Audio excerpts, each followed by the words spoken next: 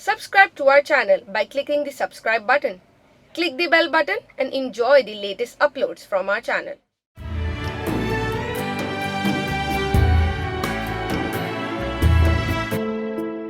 अपने ही घर में इतनी छोटी हरकत करके ना तुम भी उतनी ही छोटी हो गई हो। Shame on you! और तुम जो रात भर घर से गायब रहते हो, पता नहीं कहां और किसके साथ होते हो। बकवास बंद कर। शहरोज, बाबा मुझे बुला रहे। क्या वो मुझे फिर से बेटी बोलेंगे? हाँ बेटा। आखिर में हीरो किसका? अपनी पहली मोहब्बत का या जो बीवी उस पर जबरदस्ती मुसल्लत कर दी गई थी उसका? चलो मेरे साथ। पर कहाँ जवाद? मैंने कहा ना चलो मेरे साथ। जवाद मियां, बिटिया को इस तरह कहाँ लेकर जा रहे हैं आप? वही जो इसकी असली जगह है।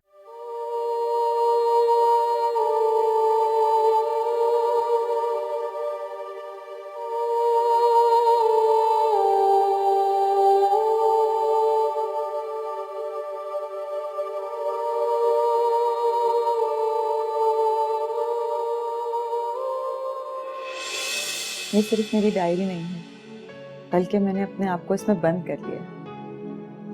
क्या तुम्हारा दिल नहीं चाहता कि तुम मुझे पढ़ो? मेरी जान, तुम्हारे चेहरे पर लिखे लफ्ज पढ़ लेता हूँ तो फिर डायरी खोल कर पढ़ने की क्या जरूरत है? मुझे याद है तुमने ये डायरी उस वक्त लिखना शुरू की थी जब मुनज़्ज़ा पैदा भी नहीं हुई थी। और जाहिर है इसमें तुमने मेरी बुराई के किस्से थोड़े लिखे होंगे।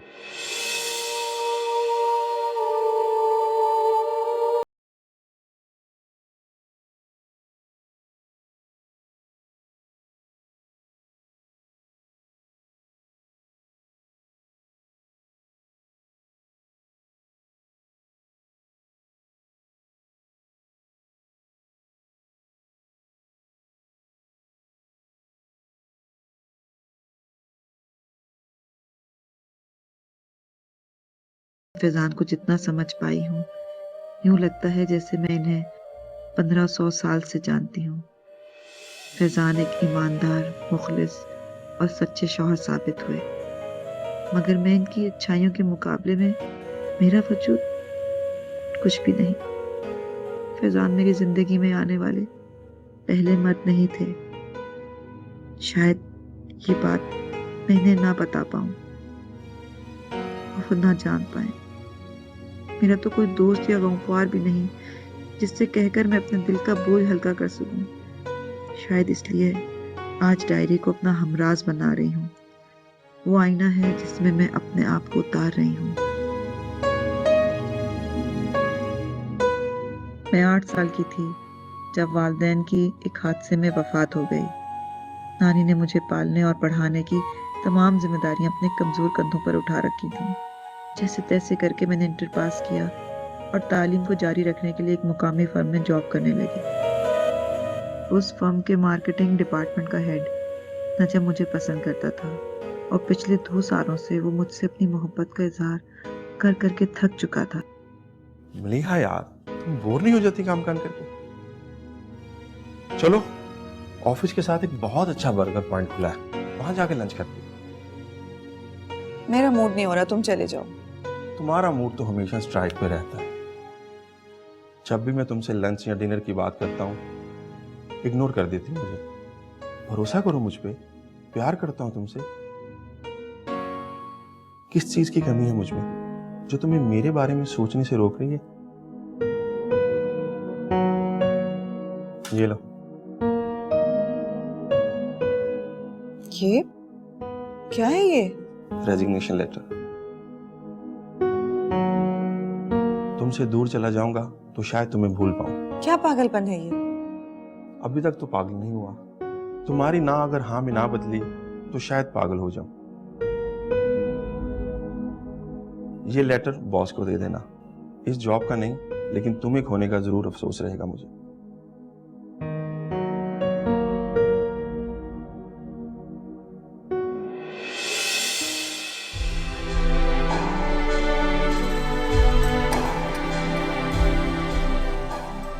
उस दिन पहली बार मुझे नजम की आंखों में सच्चाई नजर आई। नजम के अचानक फैसले ने मुझे परेशान कर दिया था। जिंदगी के तकाजों में कभी कभार इंसान मजबूर हो जाता है। नजम मेरे लिए अच्छा साथी साबित होता या नहीं, ये मैं नहीं जानती थी, मगर मैं थक गई थी। मलिया, मलिया बेटा, है ये लड़की सुनती भी नहीं है। मलिया बेटा, मगरिब का वक्त खत्म हो गया, ईशा का वक्त शुरू हो गया, तुम अभी तक यहीं बैठी हो। उठो, मुंह हाथ धो, वजू करो, चलो ईशा की नमाज पढ़ो। उठो। जी नानो, बस उठ रही हूँ।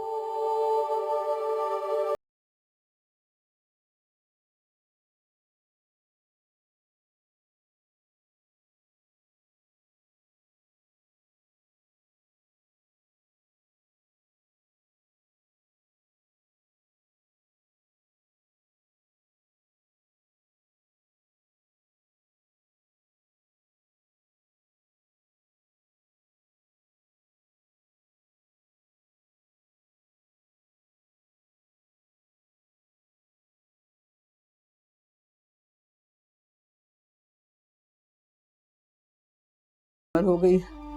नानो, आप पैसे बचाने के लिए डॉक्टर के पास नहीं गई ना? मैं कल ऑफिस से जल्दी आऊंगी और आपको खुद अपने साथ डॉक्टर के पास लेके जाऊंगी। मैं डॉक्टर के पास नहीं जाऊंगी बेटा, और ना ही मैं दवाई खाऊंगी। मैं तो मिठाई खाऊंगी तुम्हारी शादी की। बेटा, मुझ बुढ़िया पे, बीमार बुढ़िया पे तरस खा लो, शादी कर लो मेरी जान। देखो बेटा, मेरी बात मानो। मानती हूँ तुम बहुत समझदार हो, लेकिन वो तो औरत ना, औरत को हमेशा सहारे की जरूरत होती है,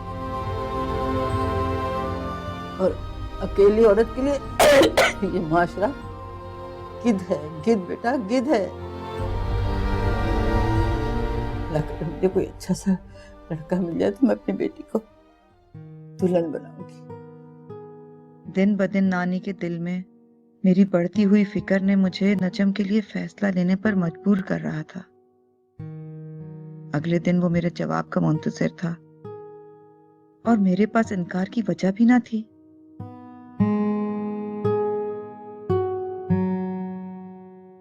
मेरी पढ़ाई पूरे होने में अभी कुछ वक्त बाकी था, इसलिए नानी की तसल्ली के लिए मुझे और नजम को मंगनी करनी पड़ी। नजम के साथ मेरी मंगनी ने जैसे नानी के दिल से हर बोझ को उतार दिया था। मेरी जिंदगी में भी बहुत कुछ बदला था। ना हवा चली थी, ना बरसात हुई थी, मगर मौसम कई ज्यादा खुशगवार हो गया था। शायद वो मौसम मेरे दिल का था।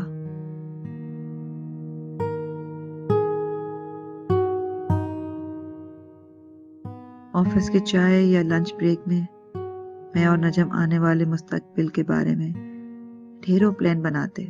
नजम के साथ गुजरते हर लम्हे में मुझे यूं महसूस होता जैसे मैं दुनिया की सबसे खुशनसीब औरत हूं। छुट्टी के बाद नजम गेट पर मेरा इंतजार करता। ऑफिस से घर और घर से ऑफिस अब इसके रोज का मामूल बन गया था। वक्त पंख लगाकर उड़ रहा था।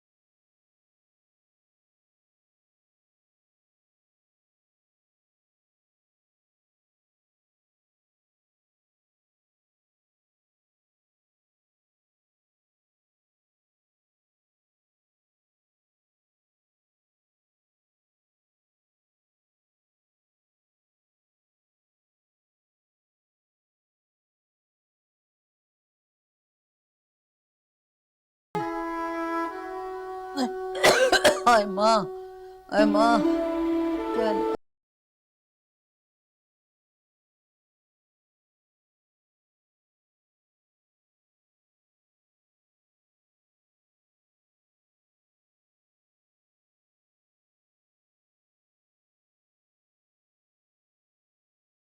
पूरा स्टाफ एक एक करके जा चुका था। मैं नजम के फारिग होने का इंतजार कर रही थी। उस दिन काम बहुत था या मसरूफ रहने का बहाना ढूंढ रहा था। मैं नजम से शादी की बात करके घर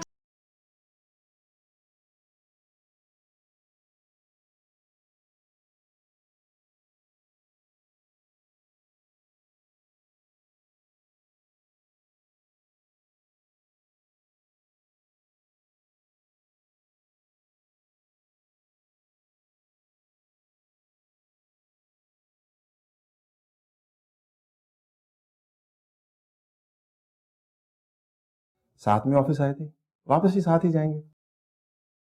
मैं कॉफी लेकर आता हूँ, तुम बैठो। नजम मुझे बिठाकर कॉफी लेने चला गया और मैं वहां बैठी जाने कितनी देर तक इसका इंतजार करती रही। अब मुझे घुटन महसूस होने लगी थी। रूम में ऑक्सीजन कम थी या मेरा दम घुट रहा था। इतना तो मैं जान गई थी कि अब मेरे और नजम के सिवा ऑफिस में कोई ना था। अब मैं मजीद वहां रुकना नहीं चाहती थी। Coffee please. नजम बहुत लेट हो गए, कॉफी बाद में पी लेंगे। कॉफी पी लो, फिर साथ में चलते हैं। नहीं, घर चलते हैं। वैसे तुम आज पहले से ज्यादा खूबसूरत लग रही हो। क्यों ना हम आज ऑफिस में रुक जाए? नजम की बातें सुनकर मैंने जान लिया था कि वो मुझ पर अपना हक इस्तेमाल करने का मौका ढूंढ रहा था, जो उसे उस दिन मिल गया था। नजम, ट्राई टू अंडरस्टैंड, ये सब सही नहीं है। क्या सही नहीं है? तुम मेरी मंगेतर हो, कुछ दिनों बाद हमारी शादी होने वाली है, रुखसती हो जाएगी, तो क्या मैं तुमसे बात नहीं कर सकता? तुम्हारे पास नहीं आ सकता? तुमसे प्यार नहीं कर सकता? नजम,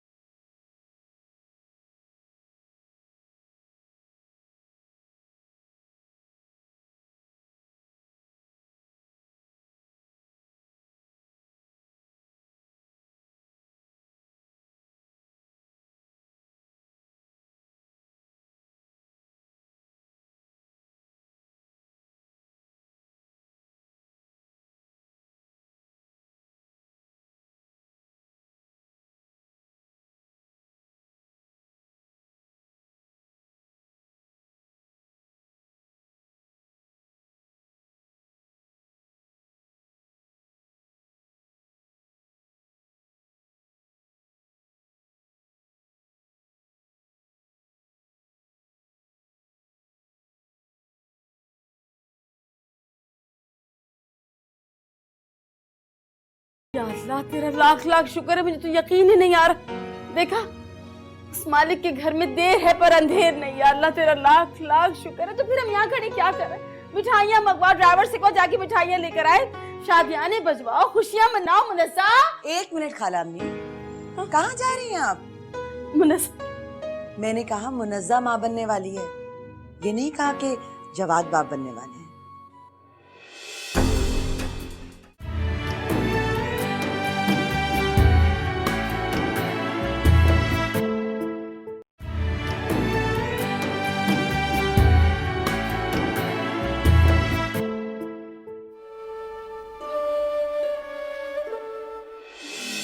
बेटा, मंगेतर हो तुम इसके, छोटी मोटी बातें तो होती रहती हैं, भूल जाओ सब। खुद शर्मिंदा है अपनी हरकतों पे।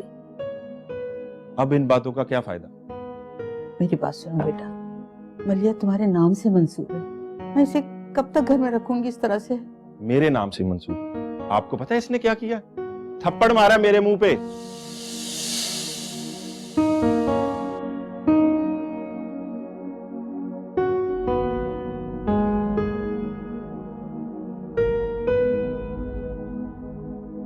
मैं बता रही हूँ ना बेटा, जो वो शर्मिंदा है वो तुमसे, देखो। इससे कहें कि मेरे पैरों पे गिरकर माफी मांगे मुझसे। मैं कह रही हूँ बेटा, माफी क्या मांगे, वो तुमसे तो इतनी शर्मिंदा है। जब तक ये मुझसे माफी नहीं मांगती मैं इससे शादी नहीं करूंगा। तुमसे शादी करने से बेहतर है कि मैं अकेले ही रहूं। ठीक है, अकेली रहो तुम, मैं ये रिश्ता खत्म करके जा रहा हूं।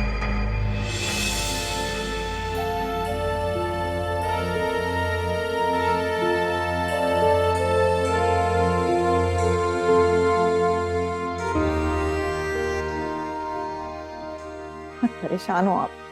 इस दिन नानी को मेजर अटैक आया था। मुझे नानी की जरूरत थी। मैं इन्हें किसी कीमत खोना नहीं चाहती थी। नानी को इस हालत में देखकर मैं टूट गई थी। कुदरत को मुझ पर तरस आया और नानी को जीने के लिए चंद सांसें और मिल गईं। बीजान को ना जाने मुझ में क्या नजर आया कि उन्होंने नानी से इस दौरान मिलकर फैजान से मेरी शादी की बात कर डाली और मैंने नानी की आखिरी ख्वाहिश पर मजबूर होकर एक बार फिर अपनी जिंदगी एक मर्द को सौंप दी थी। मगर शादी की रात ही नानी के इंतकाल की खबर आई और मेरे फैजान के साथ अज़वाजी ताल्लुक हालात की नज़र हो गया। नानी के गुजरने के बाद मैं उदास रहने लगी। फैजान ने मुझे बहुत समझाया, मुझे हिम्मत दी। हालांकि नजम से एतबार टूटने के बाद मेरे लिए इतनी जल्दी दूसरे मर्द को कबूल करना बहुत मुश्किल था। बीजान की शफकत और मोहब्बत ने नानी का खला पुर कर दिया था। उन्होंने मुझे और फैजान को हनीमून के लिए स्विट्जरलैंड भेज दिया। मगर किस्मत की सितम ज़रीफी, अचानक एयरपोर्ट से निकलते ही हमारी गाड़ी का एक्सीडेंट हो गया। इस हादसे में डॉक्टर्स ने बताया कि फैजान नॉर्मल लाइफ तो जी सकते हैं मगर कभी बाप नहीं बन सकते। मुकम्मल मर्द वो थे जो मुकम्मल इंसान होता है और फैजान मुकम्मल थे। हनीमून से लौटने के बाद भी मैंने ये सच फैजान को नहीं पता चलने दिया। तहयात खाली गोद लेकर एहसास के बावजूद भी मैं फैजान के साथ खुश थी क्योंकि इन्होंने मेरा एतबार लौटाया था। दिन रात की मेरी अजीब सी कैफियत ने बीजान को परेशान कर दिया था। मुझे डॉक्टर के पास ले गई और मुझ पर इंकशाफ हुआ कि मैं माँ बनने वाली हूँ। माँ बनने के अमल पर एक औरत खुश होती है, मगर मैं उस दिन बहुत रोई क्योंकि ये बच्चा फैजान का नहीं था। नजम के दिए जख्म मेरी जिंदगी में फिर ताज़ा हो गए। मैं उसकी हर याद को खुद से नोच कर फेंक देना चाहती थी, मगर बीजान की खुशी और फैजान की बेसब्री ने मुझे ये हकीकत बताने से रोक दिया। मैं मुनीजा को जन्म देना नहीं चाहती थी, मगर मैं कानून कुदरत को कैसे इनकार कर सकती थी। उसे दुनिया में आना ही था, लेकिन मेरी कोख से क्यों? मैं खुद से ये सवाल कर करके थक गई थी। फैजान बहुत नेक थे, मगर खोट मेरी नीयत में भी नहीं था। वो मेरे शौहर थे, मगर मुनीजा के बाप न थे। ये बात मैं उन्हें कैसे समझाती? मुनीजा को पाकर फैजान और बीजान की खुशी का कोई ठिकाना न था। वक्त के साथ साथ फैजान मुनीजा के लिए हसास होते चले गए। वो मुनीजा की खुशी के लिए जीने लगे थे। इतना लाड, इतना प्यार। अब वो सुनाओ जो तुम्हारी फेवरेट पोएम है। Twinkle, twinkle, little star, how I wonder what you are. इतनी मोहब्बत देखकर मैं इन्हें कैसे इतना बड़ा दर्द देती। फिर भी कई तरीकों से मैंने फैजान को मुनीजा का सच बताने की कोशिश की। कभी डायरी इनके बिस्तर पर छोड़ देती थी, तो कभी स्टडी में किताबों के बीच में ही डायरी रख देती थी। कुदरत इनके जज्बात से खेल रही थी या मेरा इम्तिहान ले रही थी, ये समझ पाना मुश्किल था। अब जब बुढ़ापा मेरे वजूद को दस्तक दे रहा है, तो दिल चाहता है फैजान मेरा दर्द बांट लें। ये राज इस सांप की तरह है जो मेरे गले में पड़ा हर पल मुझे डसता है। आखिरी सांस लेने से पहले शायद इस एहसास जुर्म से मुझे आज़ादी मिल जाए। मुझे यकीन है फैजान को जब मेरी बेगुनाही के बारे में पता चलेगा, वो मुनीजा बेटी को बेटी कहकर जरूर गले लगाएंगी और शायद इस दिन मैं भी मुनीजा को बेटी मानकर कबूल कर पाऊं।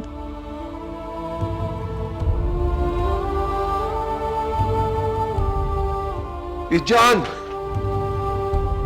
बीजान, बीजान, बीजान,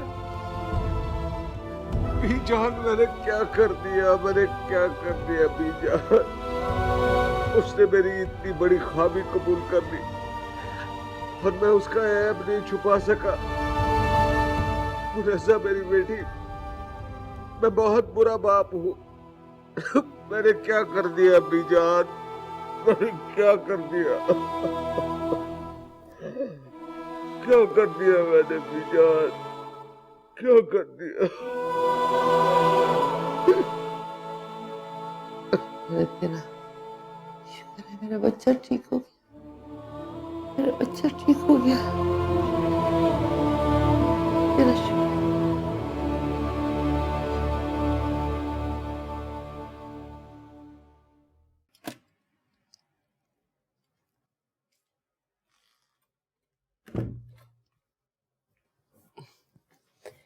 जवाद, चाय।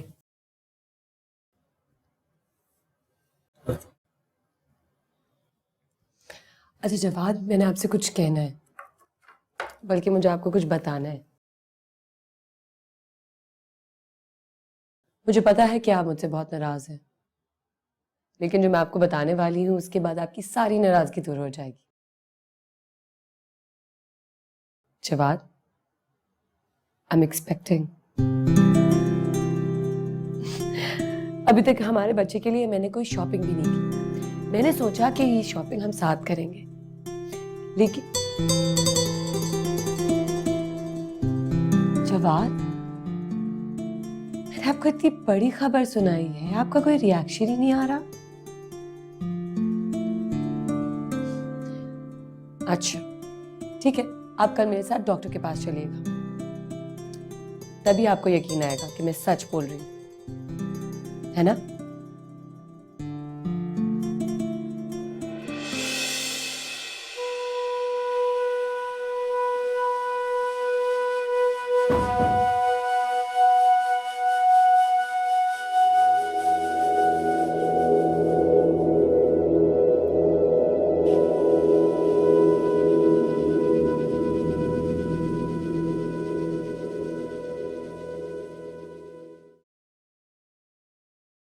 तुम तनख्वाह काम करने की लेती हो या आराम करने की? वो बहू बेगम असल में कल सीढ़ियों से गिर गई थी तो कमर में बहुत जोर की चोट आई और पसली में वरम भी हो गया। मुझसे तो खड़ा। बस, काम से जी चुराने के 100 बहाने हैं तुम्हारे पास। चलो जाओ किचन में, जाकर बर्तन धो, कपड़े भी धोने आज। अरे जाओ, मुंह क्या देख रही हो मेरा?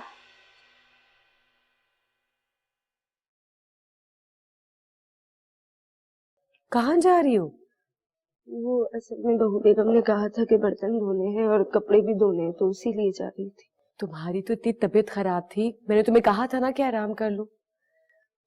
अच्छा तुम ऐसा करो कि मैं तुम्हारे लिए पैसे लेकर आती हूँ, तुम दवाई ले आओ अपने लिए, बाकी मैं सब संभाल लूंगी, ठीक है? आप बहुत अच्छी हैं जी, मुझे माफ कर दीजिए। कैसी बातें कर रही हो? माफी किस बात की?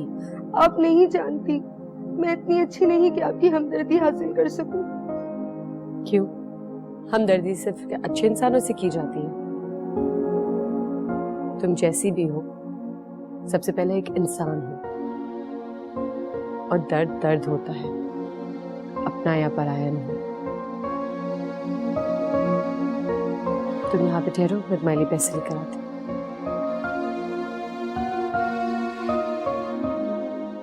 छोटी दुल्हन कितनी अच्छी है ना, और मैं इनके साथ क्या क्या कर गई। या खुदा मुझे माफ कर देना।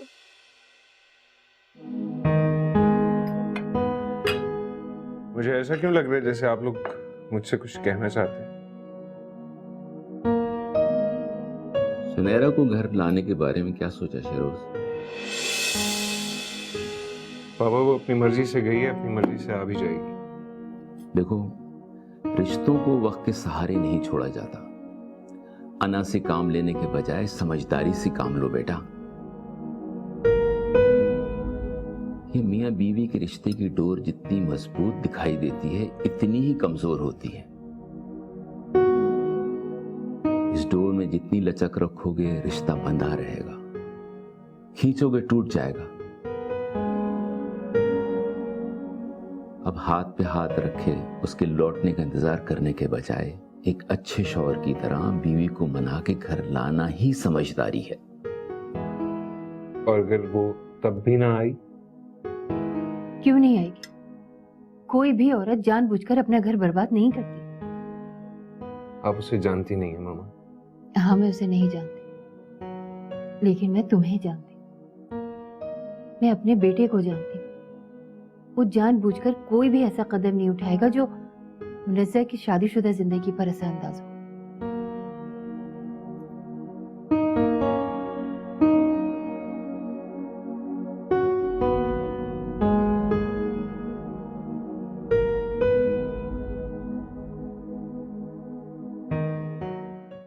खाला अम्मी,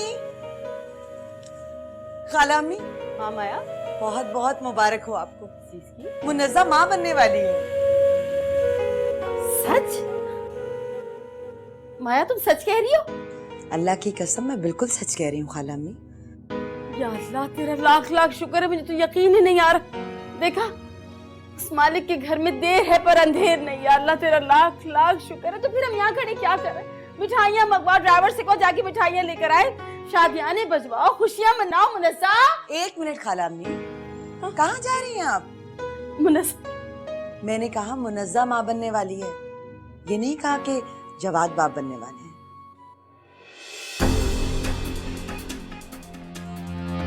ये वो रिपोर्ट है जो मुनज़्ज़ा के उसके घर जाने से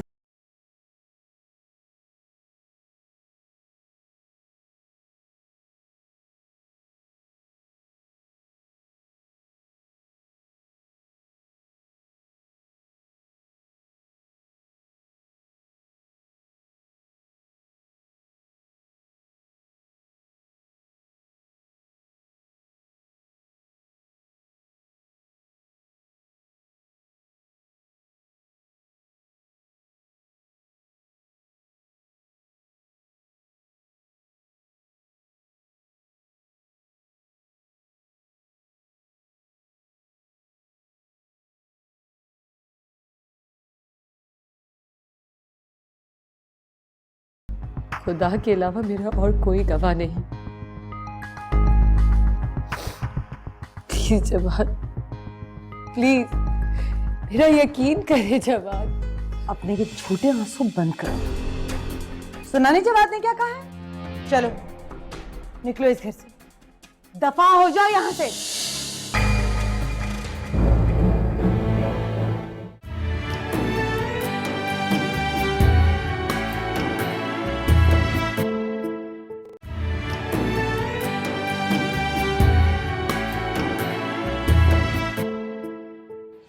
अपने दिमाग में चलने वाली जंग से बाहर आओ फैजान। मुनीज़ा भी उस सच्चाई से बिल्कुल उसी तरह लालमी जिस तरह तुम थे। उसने जिंदगी भर बाप के रूप में सिर्फ और सिर्फ तुमको देखा। तुम ही उसकी हकीकी बाप। अब वक्त आ गया है कि बेटी कहकर उसे गले लगा लो। किस मुंह से उसका सामना करूं तलत? मैं तो खुद को उससे नजर मिलाने के काबिल ही नहीं समझता। जो दुश्मनी करता वो बाप बनकर मैंने किया है। तुम सब सही थे, मैं ही गलत था। खुद को मैं बड़ा अक्लमंद समझता था, उतना ही बड़ा बेवकूफ निकला। जिन रिश्तों से मुझे मोहब्बत मिली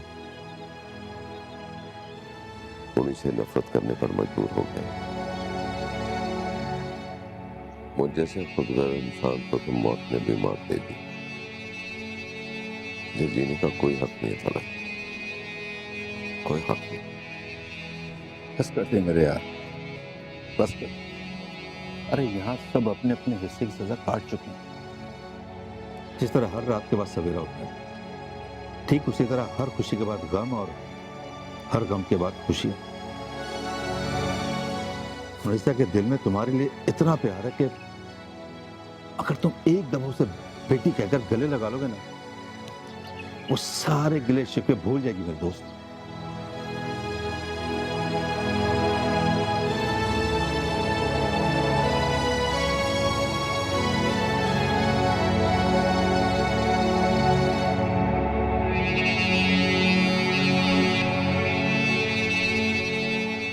मेरी रिपोर्ट देखने के बाद भी तुम मुनज़्ज़ा को पारसा कहोगे? मेरा माथा तो उसी वक्त ठनका था, तुम्हें बताया भी था मैंने, लेकिन तुमने ध्यान ही नहीं दिया। अरे वो जो हादसा हुआ था ना इसके साथ, हमसे छुपाया गया था। और अब मैं तुम्हें बता रही, ऐसी लड़की को मैं अपने घर 1 मिनट बर्दाश्त नहीं कर सकती। धक्के मार के बाहर निकाल दो उसे यहाँ से।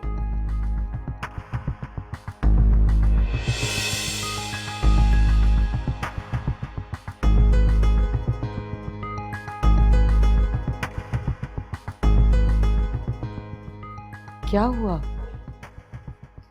आप लोग ऐसे क्यों देख रहे हैं मुझे?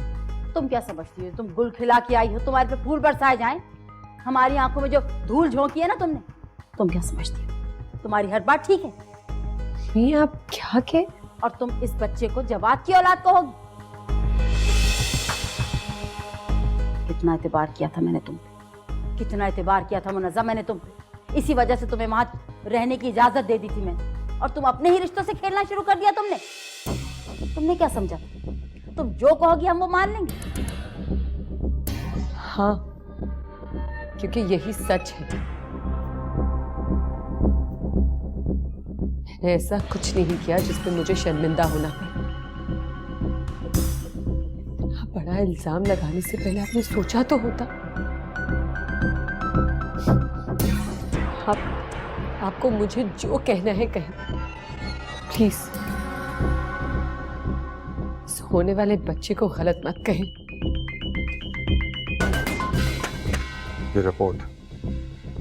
ये रिपोर्ट तुमने माया के साथ अपने घर जाने से पहले करवाई थी। तो क्या ये रिपोर्ट झूठी है? झूठी है ये रिपोर्ट? इसके बाद भी तुम्हें अपनी सफाई में कुछ कहना है? दफा हो जाओ यहां से, दफा हो जाओ। मैं नहीं जानती ये रिपोर्ट, मुझे नहीं पता कि सच क्या है झूठ क्या। जवाद, ये बच्चा आपका है, हमारा है। प्लीज, खुदा के अलावा मेरा और कोई गवाह नहीं। प्लीज जवाद, प्लीज मेरा यकीन करे जवाद। अपने ये छोटे आंसू बंद करो। सुना नहीं जवाद ने क्या कहा है? चलो निकलो इस घर से, दफा हो जाओ यहां से।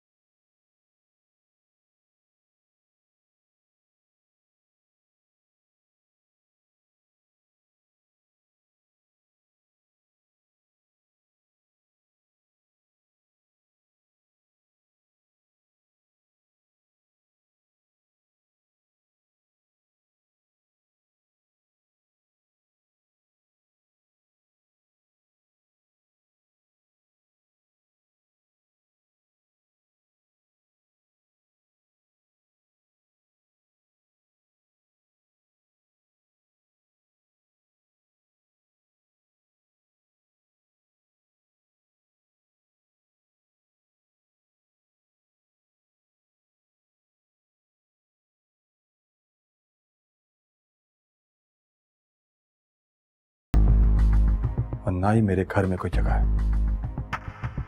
दफा हो जाओ यहां से।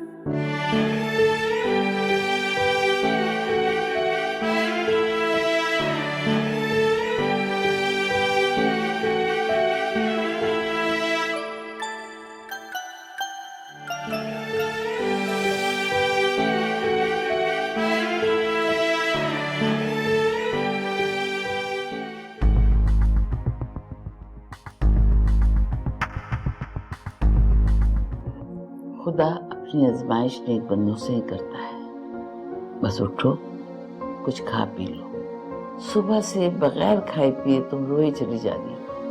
अपने बच्चे का तो सोचो बेटा। इस बच्चे के बारे में ही तो सोच रही हूँ दादी। सोच के अजीब अजीब वहम आ रहे हैं।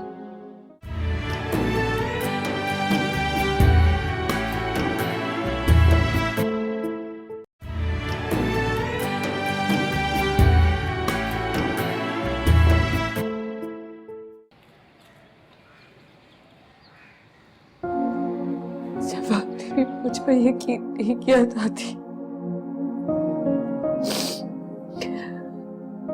बेकसूर होने के बावजूद मुझे इस घर से निकाल दिया। ये सब कुछ क्यों हो रहा है मेरे साथ दादी?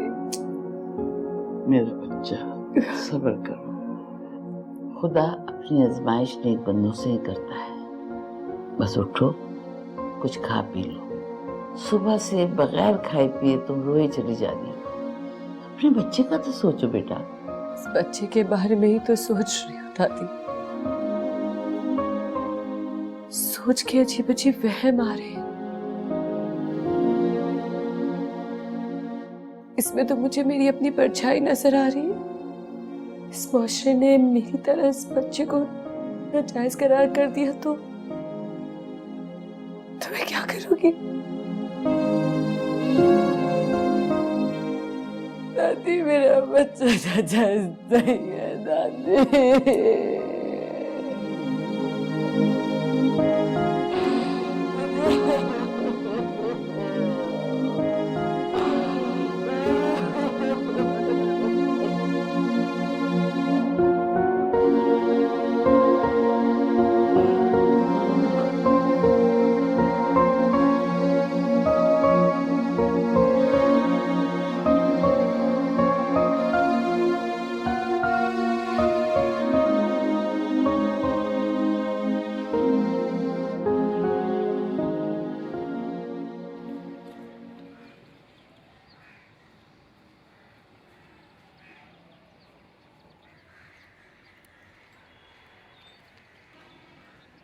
मुनज़्ज़ा की हकीकत जान लेने के बावजूद भी तुम उसके बारे में सोच रहे हो? वो यहाँ से जा चुकी है, वापस नहीं आएगी।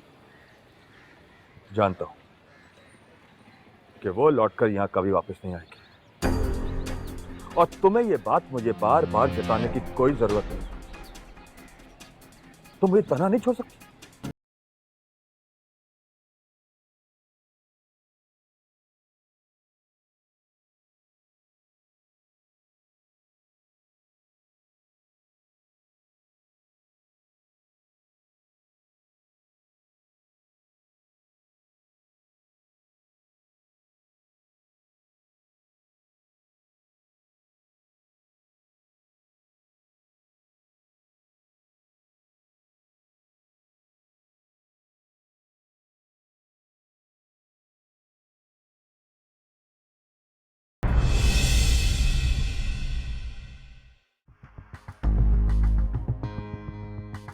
क्या हुआ? कौन आया था? खुला चाहिए आपकी बहू को। नोटिस भेजा है उसने। क्या कह रही हो? इतना बड़ा फैसला उसने अपने घर वालों की मर्जी के बगैर तो नहीं किया होगा ना? मैंने नहीं रोका उसे। जवाद, कैसी बात कर रहे हो तुम? मेरी वो कोई बात सुने तब की बात है ना। अब तक तो नोटिस भी पहुंच चुका होगा उन लोगों को। खुदा के वास्ते जवाद, जाके उसे मना करो। देखो सुनैना, तुम बीवी हो मेरी, साथ नहीं चलोगी? हाथ पकड़ कर साथ ले जाऊंगा। और तुमने सोच भी कैसे लिया? हाँ, सारे बड़े बड़े फैसले अकेले कर लोगी तुम?